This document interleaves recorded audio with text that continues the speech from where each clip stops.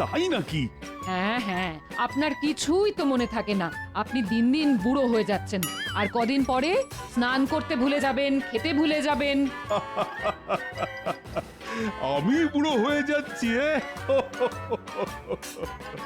তারপর? তারপর আর কি, রেশমি সুতোটা আনিয়ে দিলে আজ সেলাইটা শেষ হয়ে যেত, আর আপনি এই নতুন পোশাকটা পরে আজ রাজসভায় বসতে পারতেন। তারপর তারপর? তারপর আপনার রাজসভার সদস্যরা আপনার পোশাকের প্রশংসা করত। তাই নাকি? আচ্ছা, তারপর? তখন থেকে কি এত তারপর তারপর করছেন বলুন তো? তারপর? ও ঘাট হয়েছে, আপনাকে রেশমি সুতো আনিয়ে দিতে বলেছি বলে। চাই না আমার রেশমি সুতো। বাহ বাহ বাহ, তারপর? ধুর, আবার তারপর।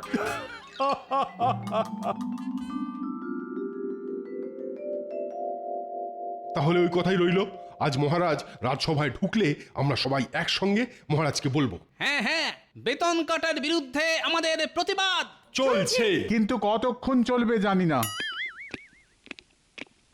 জয় মহারাজ কৃষ্ণচন্দ্রের জয়। জয় জয়, মহারাজ মহারাজ কৃষ্ণচন্দ্রের জয়। জয়। বসো বসো। তারপর কি খবর সবার? খবর খুব খারাপ মহারাজ। কেন কেন গোপাল, কি হলো আবার তোমার? আগে আমার একার নয়, সবার খবর খারাপ। কি আমি একা বলবো না আপনারাও মুখ খুলবেন? হ্যাঁ মহারাজ, এইভাবে দুমদাম বেতন কেটে নিলে কিভাবে চলবে বলুন তো? বেতন কাটার এত নিয়ম মাথায় রাখতে গিয়ে নিজের নামটাই ভুলতে বসেছি আমি।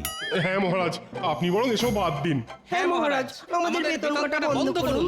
তা মন্ত্রী, তোমারও কি ওই একই বক্তব্য? আগে না, মানে হ্যাঁ মানে ওই আর কি, এই নিয়ম বন্ধ হলে ভালোই হয়। তারপর? তারপর আর কি, আবার সব আগের মতন হয়ে যাবে। তাই নাকি? তারপর? হ্যাঁ, আবার তারপর তারপর আমরা সবাই আবার ন্যায্য বেতন পাবো মহারাজ। আমি বলছি, আমরা সবাই ন্যায্য বেতন পেলে কাজ করার ইচ্ছেটাও আরো বেড়ে যাবে আমাদের। তাই নাকি? তারপর? আবার তারপর? তারপর তারপর? ন্যায্য বেতন পেলে আমরা থলে ভর্তি বাজার করতে পারবো। তারপর? চুনো মাছ ছেড়ে গোটা মাছ কিনতে পারবো। তাই নাকি? বাহ, তারপর? তারপর আর কিছু নয়, ন্যায্য বেতন পেলে আমরা করব ভোগ মহারাজের কথার শেষে। তারপর বলা কি নতুন রোগ? তাই তো মনে হচ্ছে। এসে থেকে দেখছি মহারাজকে যাই বলছি মহারাজ উল্টে তারপর বলছেন। হ্যাঁ হ্যাঁ, তারপর? না, এভাবে হবে না। আজ মহারাজের মাথা খারাপ হয়ে গেছে। বেতন কাটার বিরুদ্ধে প্রতিবাদ করে কোনো লাভ নেই। মহারাজ কোনো কথা কানেই তুলছেন না। তারপর? উফ, এ তো মহা জ্বালাতন। তারপর? ধুর, এবার আমার মাথা গরম হয়ে যাচ্ছে। আপনি তারপর তারপর করে যান, আমি চললাম। তাই নাকি? বাহ বাহ বাহ, তারপর? ধুর, আমরাও চললাম। তারপর তারপর?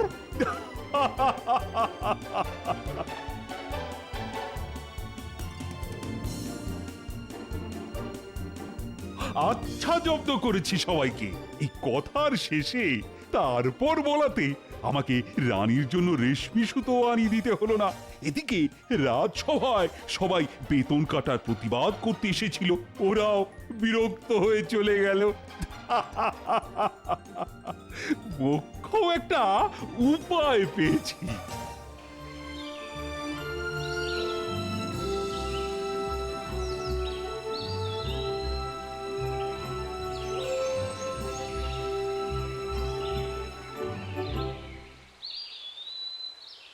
মহারাজ, আপনার দুপুরের খাবারের ব্যবস্থা করব। তারপর?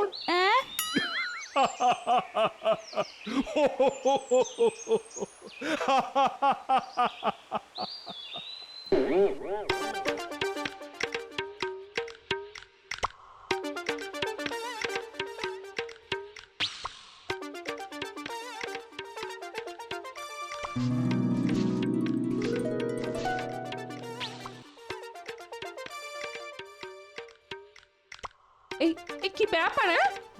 আজ এত তাড়াতাড়ি বাড়ি ফিরে এলে যে? বলি, রাজসভায় গেছিলে তো, নাকি অর্ধেক পথ গিয়েই বাড়ি ফিরে এলে? গেছিলাম গিন্নি, গেছিলাম, কিন্তু আজ মহারাজ রাজসভা পরিচালনা করার মেজাজে ছিলেন না। তাই তো আজ রাজসভা এত তাড়াতাড়ি শেষ হয়ে গেল। কেন কেন মহারাজের কি হয়েছে শুনি? শরীর খারাপ? না, মাথা খারাপ। মহারাজ কথায় কথায় তারপর কি হলো জানতে চাইছেন। সে কি? তারপর? আবার তারপর? তার আর পর নেই।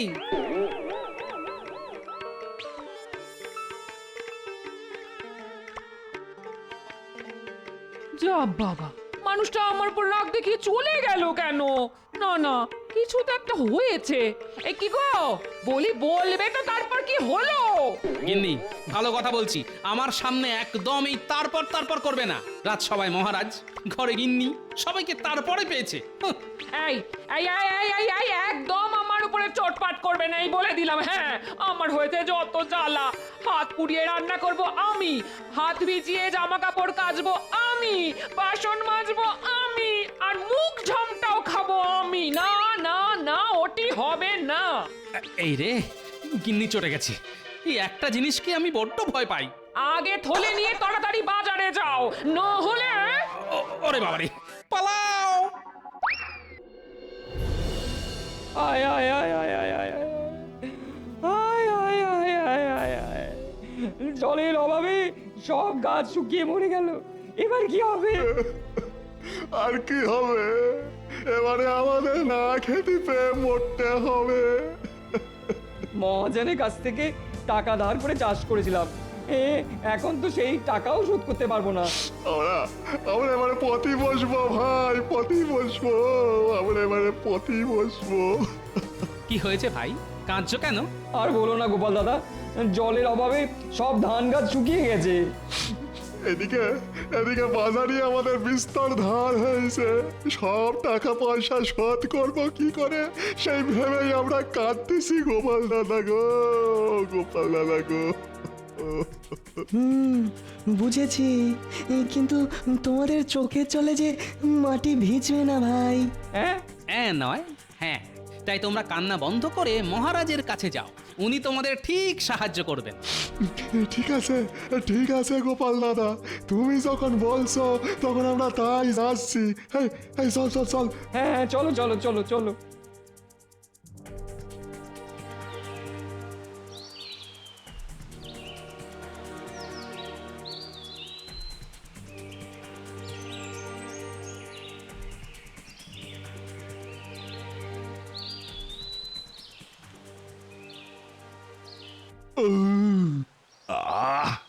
আজ বেশ কবজি ডুবিয়ে খাওয়া দাওয়া হয়েছে।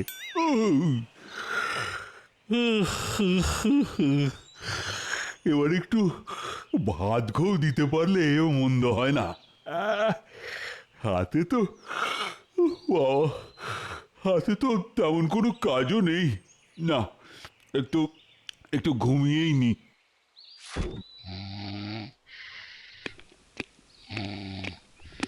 মহারাজ, মহারাজ।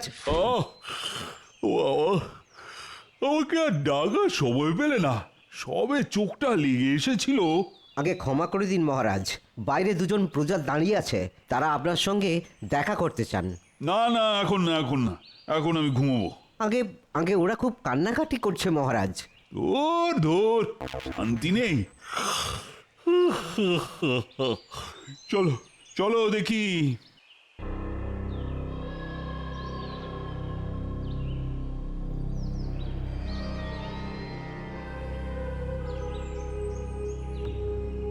আমাদের বাঁচান মহারাজ, আমাদের বাঁচান।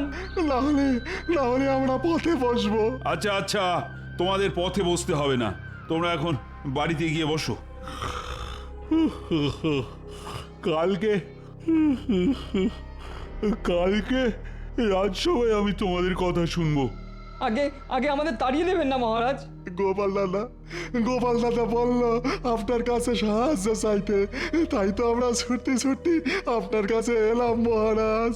ও, এইসব তাহলে গোপালের বুদ্ধি।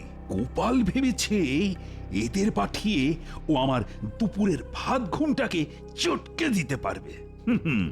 ওটি হবে না। দয়া করে আমাদের কথাটা একবার শুনুন মহারাজ। আচ্ছা আচ্ছা, বেশ, বলো বলো, আমি শুনছি। এবার রাজ্যে মোটে বর্ষা হয়নি, সেই প্রচন্ড জলের অভাব আমাদের মহারাজ। আচ্ছা, তারপর? জলের অভাবে আমাদের চাষ করা সব ধান গাছ শুকিয়ে গেছে মহারাজ। ও তারপর? তারপর আর কি, আপনি আমাদের সাহায্য না করলে আমাদের পথে বসতে হবে মহারাজ। তাই নাকি? তারপর? তারপর তারপর কি হবে আমরা জানি না মহারাজ। আচ্ছা তারপর? তারপর কি হবে না জেনেই তোমরা আমার কাছে চলে এসেছো। আগে তারপর কি হবে জেনে এসো, তারপর তো আমি তোমাদের সাহায্য করব। এখন আমি আবার ঘুমোতে গেলাম। মহারাজও মুখ ফিরিয়ে নিলেন। এবার এবার এবার আমরা কোথায় যাব, কোয়ানে যাব? কি হয়েছে তোমাদের? আমরা গরিব চাষি রানীমা।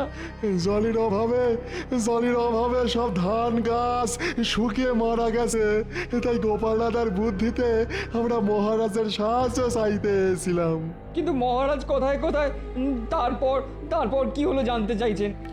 এত তারপর আমরা জানি না কি, আমরা গরিব মানুষ। সে কি? না না, এটা মহারাজের নতুন রোগ।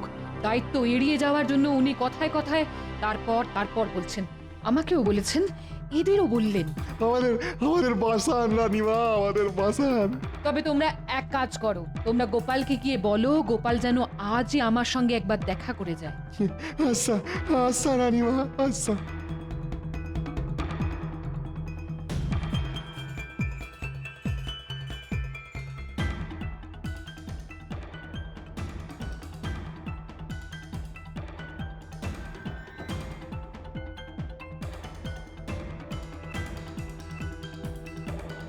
কি হে, কাজ মিটেছে?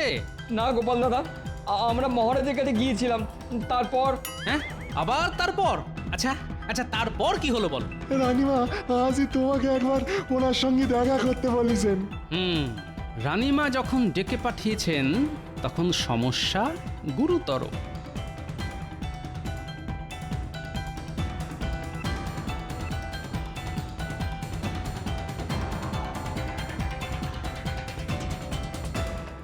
আসবো রানীমা? গোপাল, এসো এসো। হঠাৎ জরুরি তলবের কারণ কি রানীমা? কারণ তোমাদের মহারাজ এই কদিন ধরে মহারাজকে কি এক নতুন রোগে পেয়েছে গোপাল।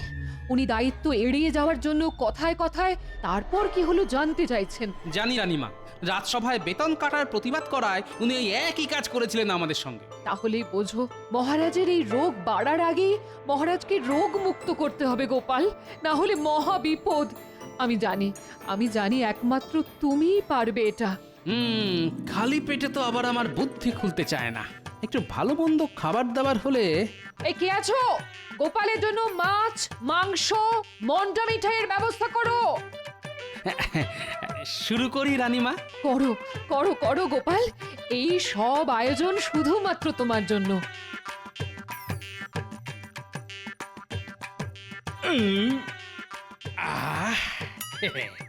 এবার বুদ্ধিটা পেট থেকে সোজা মাথায় উঠে আসবে। আয় আয় বুদ্ধি, আয় বুদ্ধি আয়। এসেছে, পেট থেকে বুদ্ধি মাথায় উঠে এসেছে। কি বুদ্ধি পেলে গোপাল? বলো বলো।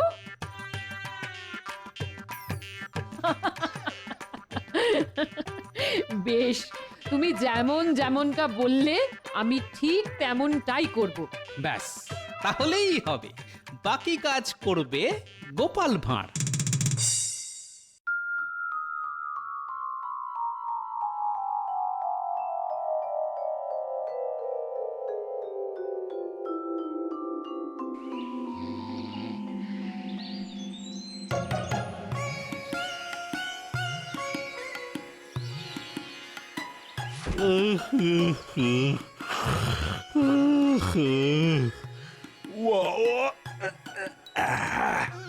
জব্বর একটা ঘুম হলো।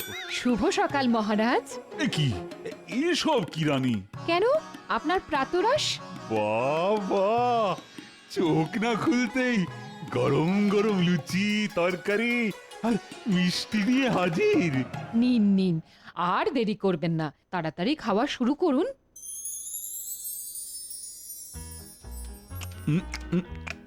আপনাকে আর কটা লুচি দিই? দাও দাও দাও। কে আছিস? মহারাজের জন্য আরো লুচি নিয়ে আয়।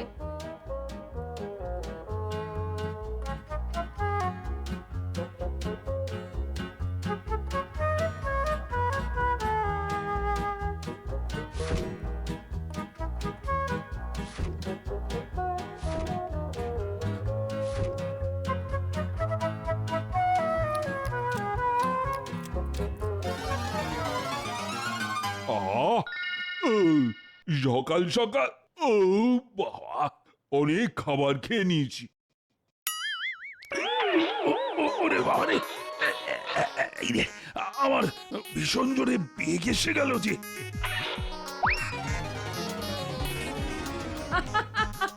এ কি, আরে দরজা ভেতর থেকে বন্ধ কেন? কে কে ভেতরে? আমি মহারাজ, গোপাল। গোপাল, ওহ, আরে তুমি এখানে কি করছো? আরে তাড়াতাড়ি বাইরে বেরিয়ে এসো।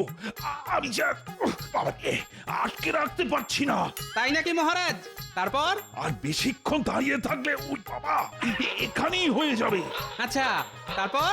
তারপর তারপর তারপর জানি না গোপাল, তুমি তুমি বেরিয়ে এসো তাড়াতাড়ি। ও, তারপর? গোপাল, গোপাল তোমার পায়ে পড়ছি, তাড়াতাড়ি বেরিয়ে এসো বাবা, না হলে সব তারপর বাবা এখানেই বেরিয়ে যাবে। আচ্ছা মহারাজ, তারপর? ঘাট হয়েছে আমার, কথায় কথায় তারপর বলা। আমি জানি তুমি প্রতিশোধ নিচ্ছ, আর কোনোদিন আমি তারপর শব্দটা উচ্চারণ পর্যন্ত করব না। এবার বেরিয়ে এসো, বেরিয়ে এসো গোপাল। ওরে বাবা রে, সত্যি তো মহারাজ? সত্যি সত্যি সত্যি, 3 সত্যি। বেশ, তাহলে আমাদের বেতন কাটা বন্ধ করতে হবে, আর ওই 2 গরিব চাষি ভাইকে সাহায্য করতে হবে। রাজি? তুমি যা বলবে আমি তাতেই রাজি। এবার বেরিয়ে এসো গোপাল বাবা, না হলে যে আর আমার রেশমি সুতো? সব আনিয়ে দেব। এবার গোপালকে ভেতর থেকে বেরিয়ে আসতে বলো রানী, না হলে যে বাবা।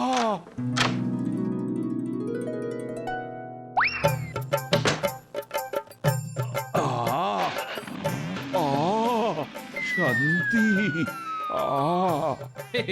কাজ হয়ে গেছে রানীমা।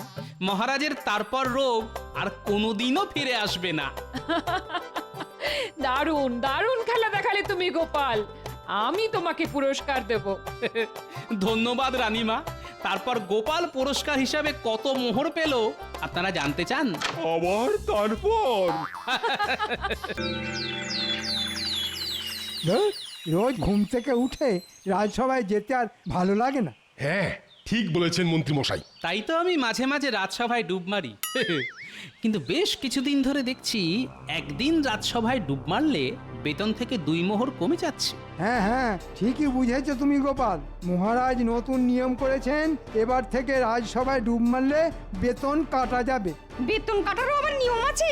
মহারাজকে জানিয়ে রাজসভায় ডুব মারলে 1 মোহর কাটা যাবে, না জানিয়ে ডুব মারলে 2 মোহর কাটা যাবে। এছাড়া শরীর খারাপ, জ্বর, বমি, মাথা ব্যথা হলে তার জন্য আলাদা আলাদা ব্যবস্থা আছে।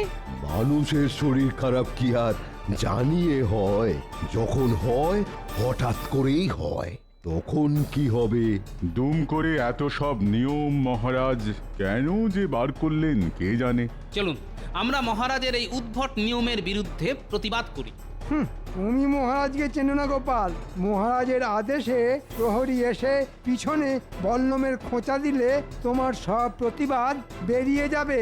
হ্যাঁ, আমি কিন্তু গোপালের সঙ্গে একমত। এর একটা প্রতিবাদ করা দরকার। হ্যাঁ, আমরা সবাই মিলে বললে মহারাজ ঠিক শুনবেন। আমারও মনে হয় সবাই একসঙ্গে বললে কাজ হবে।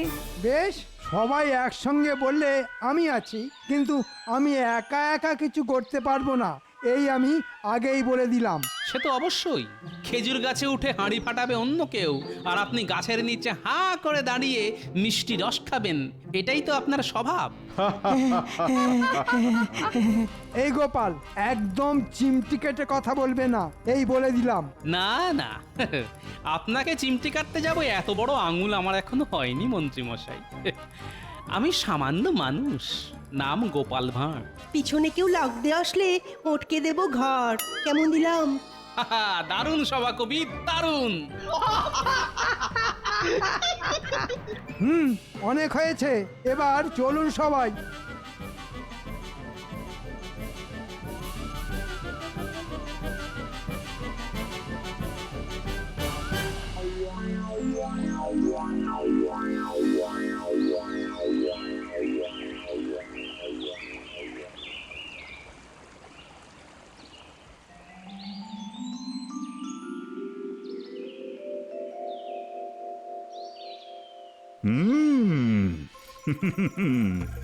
দিন দিন আমি দেখছি জোয়ান হচ্ছি। আমি হলাম মহারাজ কৃষ্ণচন্দ্র।